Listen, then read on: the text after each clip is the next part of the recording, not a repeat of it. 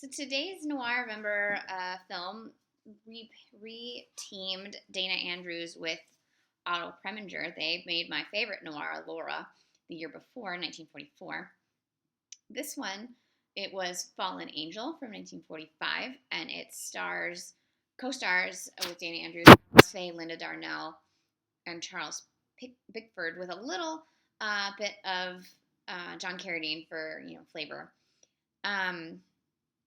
It's based on a novel by, I'm sorry, we're moving around. It's based on a novel by Marty Holland, who also wrote The File on Thelma Jordan, and who also happens to be a woman named Mary. And apparently there's no information about her other than she wrote these books, which is fascinating. File on Thelma Jordan is a great one with Barbara Stanwyck. So this film was shot in Orange, California, and it's set in a small town sort of in between Los Angeles and San Francisco on the 101. Dana Andrews is a drifter. He doesn't have enough money to get to San Francisco. He ends up there in this Greasy Spoon, which is ran by Percy Kilbride, who's from Ma and Pa Kettle. And while there, he meets Linda Darnell, and obviously because it's Linda Darnell, he kind of falls in love. He manages to get himself a place to stay by sort of conning his way into the room of Professor Madley, played by John Carradine, who is a traveling fortune teller. He helps them get butts in the seats for their show by convincing Clara Mills, played by Anne Revere, and her sister, June, played by Alice Faye, to attend. So everyone else attends. The seance goes well, but it irritates the sisters, who are spinsters. Oh no! Andrews decides not to leave with the fortune tellers when they're heading to San Francisco because obviously he's got it hard for Linda Darnell and is attempting to get money for her by wooing Alice Faye and taking her money. That's the bulk of the plot. Someone gets murdered. Obviously, people think Dana Andrews did it. Does he really love Alice Faye? Probably not at the beginning. Does he love her at the end? I don't know. Is Alice Faye just trying to not be alone? Who knows? It's one of those very pulpy, very relationship-heavy plots.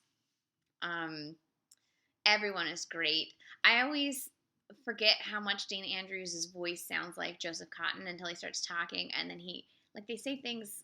Their voices are so similar, it freaks me out. I'll forget that I'm watching Dana Andrews all of a sudden sometimes.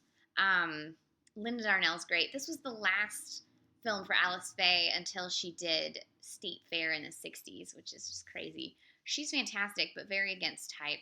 She's very buttoned up and spinstery, instead of the sort of role she played with Tyrone Power. Anne Revere is exactly how you would expect Anne Revere to be. Same with Charles Bickford. This film was shot by Joseph Lachelle, who also shot Laura and several other great noirs, Roadhouse, etc.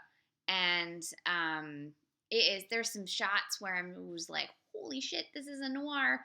Like the high contrast lighting, the bright lights of the Roadhouse, not the Roadhouse, the Greasy Spoon, while Dana Andrews is walking up to it with his, fedora. There's a really great shot in the dark of him and Linda Darnell, embracing. There's a great shot inside the Greasy Spoon with all of the shadows from the blinds over their faces while they're drinking coffee. Pretty much anything you want from a noir, this film has. It's got the pulp, it's got the imagery, it's got the femme fatale, it's got good women, bad women, good men, bad men, men that are somewhere in between, greasy spoons, coffee, beaches, San Francisco, you name it, this film's got it. I highly recommend it. It is available on DVD. I rented it from Videodrome here in Atlanta, but you can get it on DVD pretty much anywhere. It is a great film from Otto Preminger. This is 1945's Fallen Angel.